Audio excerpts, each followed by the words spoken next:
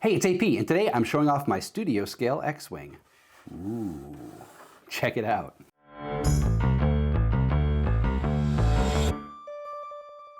A long time ago, I was on a studio scale model kit kick, and I picked up a few kits off of the internet's biggest yard sale, eBay. Now, for those of you who follow the channel, you'll recall I did a studio scale TIE Fighter several months ago. Well, around the time I picked that up, I also snagged this kit.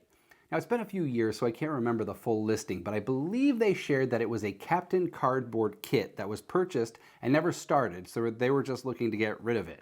Now, I've done some research and I've shared some pictures on the RPF and other forums, and I have confirmed that it is highly likely that it is a Captain Cardboard original, which is really cool. Now, for those of you who are not absolute nerds like me, Captain Cardboard produced this kit for Atomic City models in the early 2000s, and according to my research, was the first studio scale X-Wing kit that was ever produced. Now, this kit was allegedly modeled using parts from the pyrotechnic X-Wings used in the original Star Wars. So if all that's true, then this kit has some great lineage tied to it. A pyrotechnic kit is the kit that was used to be blown up. So any of the X-Wings that blew up during the Battle of the Death Star over Yavin, those kits were called pyro kits or pyrotechnic kits. And so those parts were used to create this thing of beauty. Now, I don't believe these are produced anymore, but there are lots of other great studio scale X-Wing kits out there that you can find in various model making Facebook groups or even on the RPF. Now, before I dive into the full build, make sure you hit that subscribe button so you don't miss out on future fix, build, and make videos from yours truly. All right, let's rewind and I'll show you how I made it.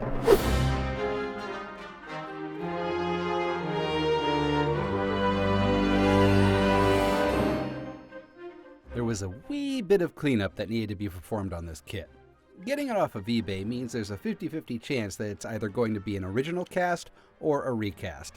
I'm going to assume with all the cleanup required that this is a recast, so apologies to Captain Cardboard. Note to my fellow model makers, don't buy kits off eBay, just go straight to the maker. There's lots of amazing ones out there. Speaking of cleanup, before doing any work, it's a good idea to wash all the resin parts with a degreasing dish soap and then wipe them down with simple green. This will really help with paint adhesion. Now that we're ready to attach the engines to the wings, we need to figure out where to run the wires. Lighting this is pretty easy because you have so much to work with. I'm painting the inside of the engines now since I'll be installing the lights pre-paint job.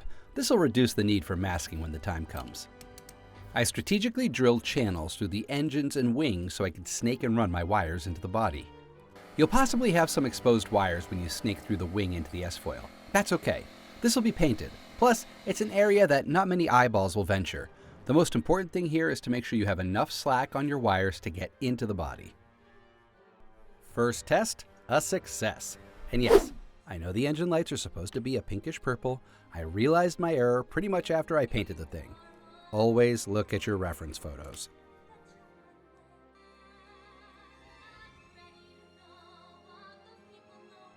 Pro tip, scuff up the resin with some sandpaper so you get a nice grip for your glue.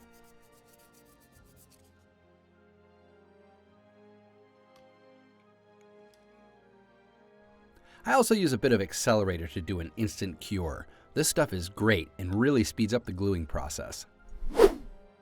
Some more strategic drilling and wire snaking. Try to make your channels as straight as possible. The less twists and turns, the better.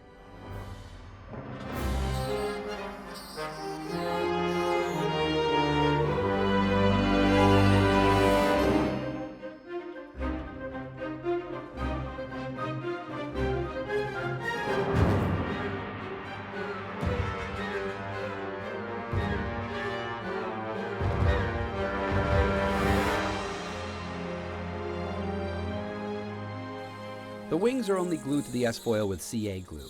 To add some more stability here, I drilled some holes and inserted cut-to-size 3mm stainless steel rods covered in 5-minute epoxy. You can do pull-ups on these things now. Just kidding, don't do that. You'll absolutely break it. To make sure I have enough slack, I did some cable management by adding longer leads to the engine lights. Now we can start working on the body.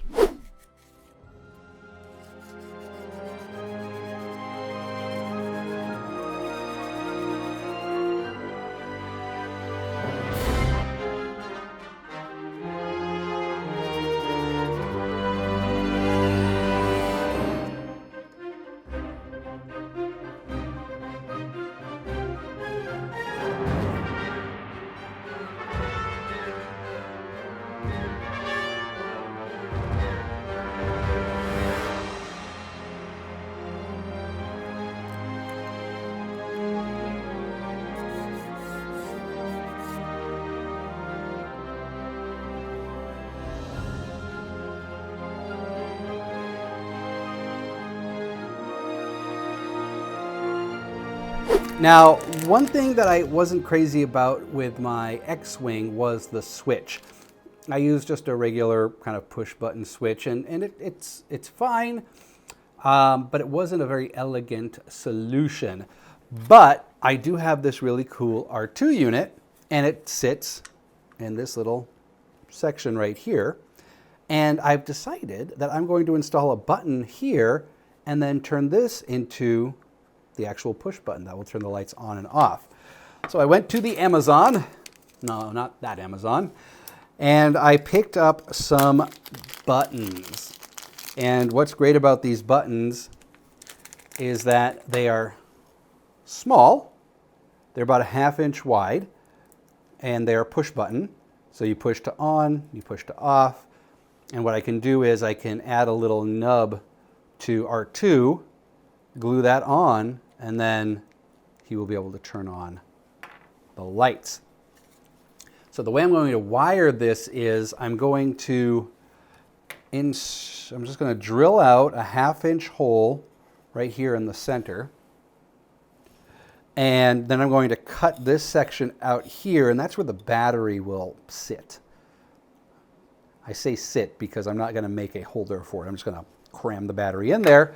And then this piece, I haven't decided if I'm going to attach with magnets or not, but this piece here will then cover the battery compartment. So you have your button, your battery cover, and the world spins madly on. So let's go crazy and drill out this hole. I used a Forstner bit the same width of the button. And once I felt good about how it sat in the hole, I used a bigger bit to drill holes for the battery compartment. Look at that! Oh my God!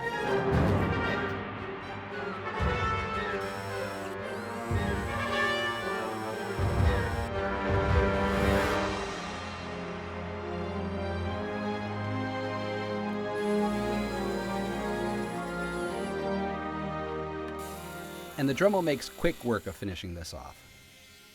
Oh, and make sure you're using a mask here. This resin dust is no joke.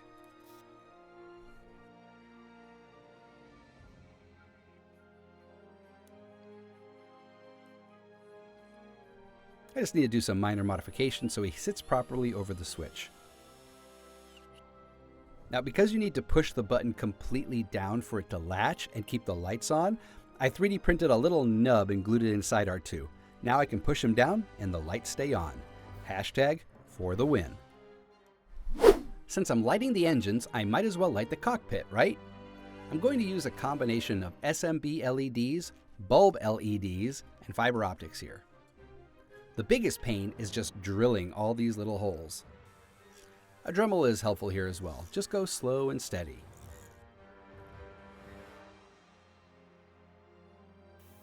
To prevent having to tape off tiny little fiber optics, it's a good idea to just paint the cockpit now. To add even more interest to the cockpit, I printed some tiny diffusers to act almost like monitors.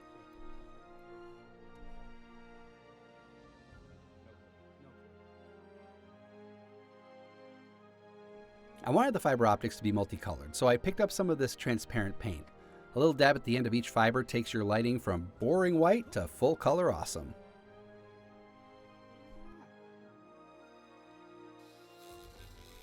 To make room for the fiber optics, I had to widen the hole where the pilot will eventually go.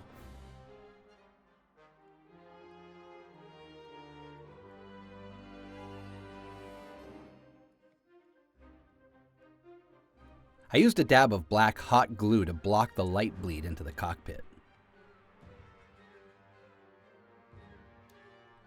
For the fiber optics, I used some shrink tubing to hold all the fibers against the 3mm LED, then a little electrical tape for good measure.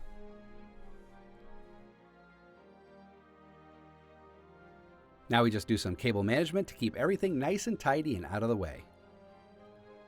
Oh, and just keep testing every time you make a change or major movements to the wires to make sure you didn't knock anything loose.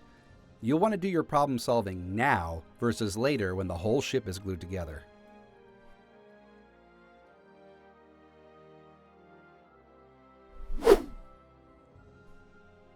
And on that note, let's glue up the body. I'm using 5-minute epoxy here to ensure a really strong bond.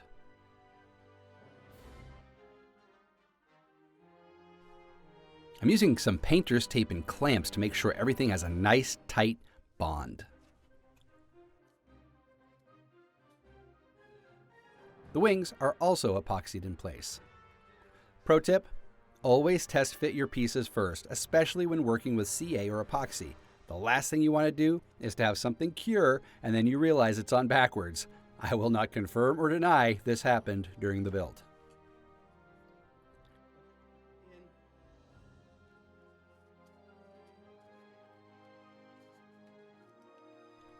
Once everything's cured, we can glue up some of the final pieces and finish up the wiring.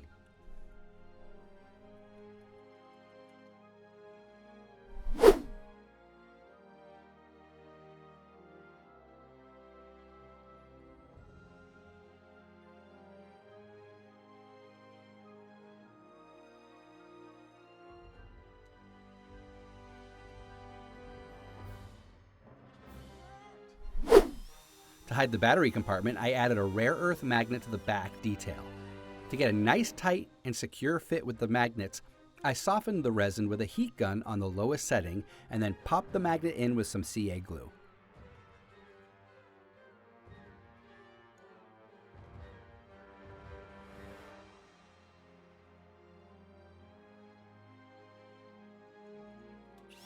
To make sure I got a good fit, I attached the bottom magnet to the magnet on the removable cover. I added some CA glue to it and just plopped it into place. Alright, we're in the home stretch. First, I added some brass tubing to make the cannons feel more like cannons and not brass posts. Pro tip, cutting these brass tubes is super easy. Just chuck the tube in a drill, hold an X-Acto or utility knife at your cut line, and slowly pull the trigger on the drill while applying pressure on the tube with the knife. Eventually, you'll cut through the tube. Bam! Knowledge, yo. I dremeled off the brass rod and then glued the brass tube over the little nubs. Now they look like real cannons. There were a few gaps and seams that needed to be filled. To do that, I used a combination of Tamiya putty and canopy glue. Canopy glue is great and is almost like a caulking. It dries with a bit of flex to it, which is nice. And to help with precision, you can use these cool syringes to get deep into the nooks and crannies.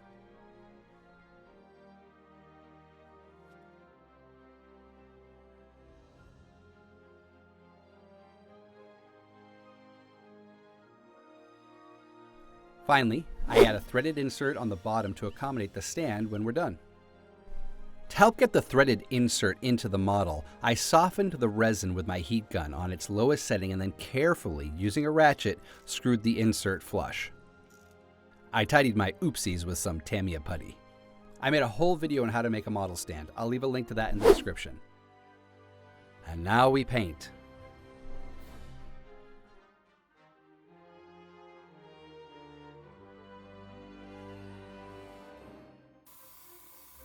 Before doing anything, I sprayed a couple coats of plastic adhesion promoter to the kit. I always have a heck of a time with getting paint to stick to these types of kits, even after washing with degreaser and simple green, so the adhesion promoter is just another trick to try and get the paint to stay down.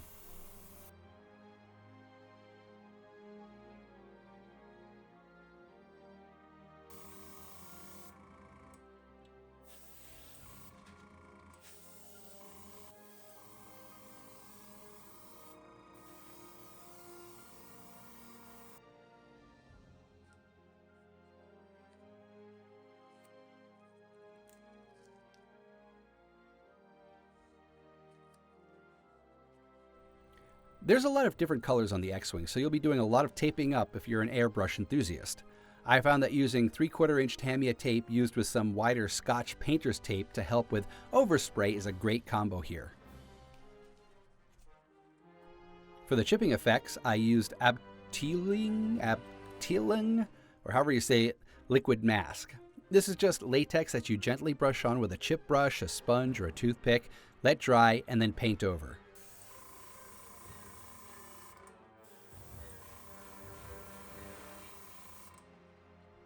Once the paint is dry, you just rub off the latex and you get these really cool paint chips.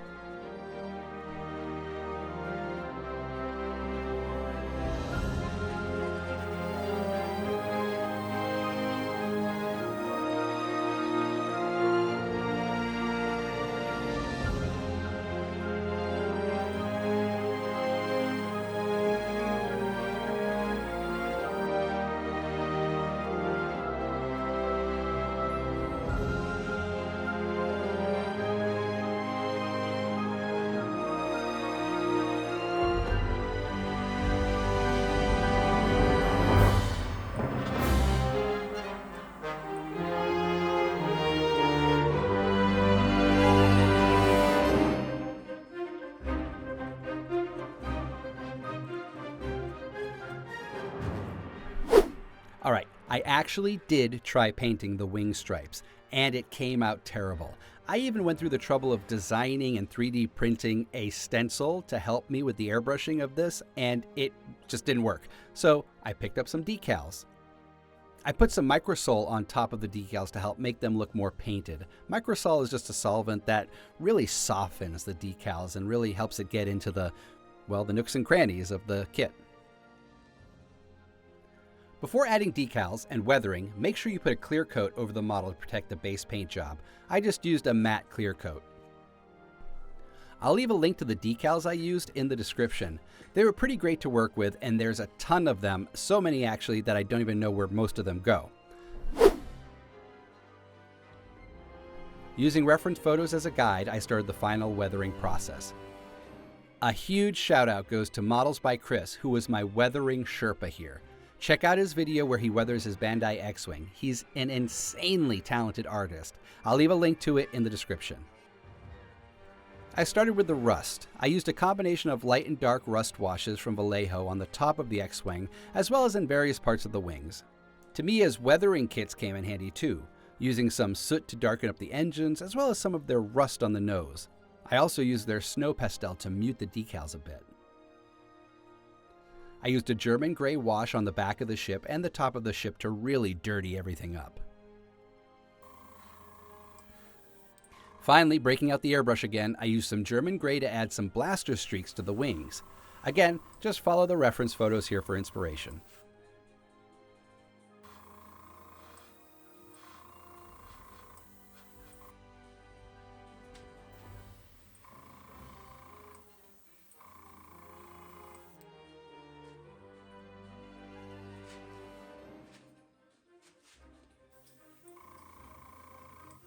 Finally, we use some hot glue to attach R2 to the switch. And we're ready to take on the Empire.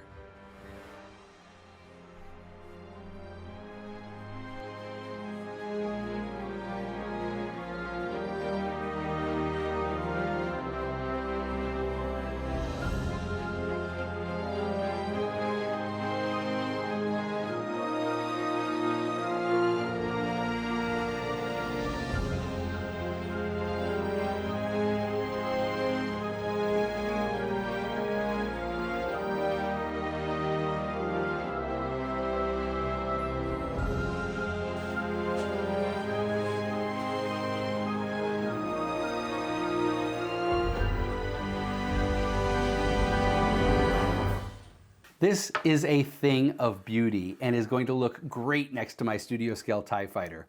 This kit also tested my weathering and paint skills. One of my biggest areas to focus on is weathering and honing those skills, and this was a good start to that journey.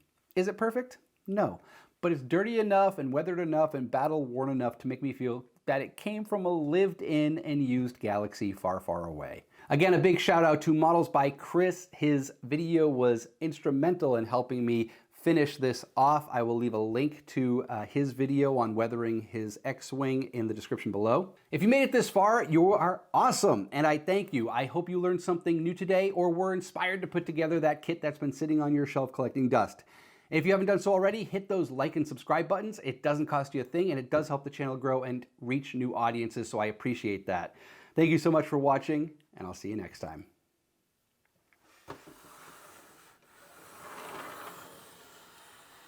God, that came out great.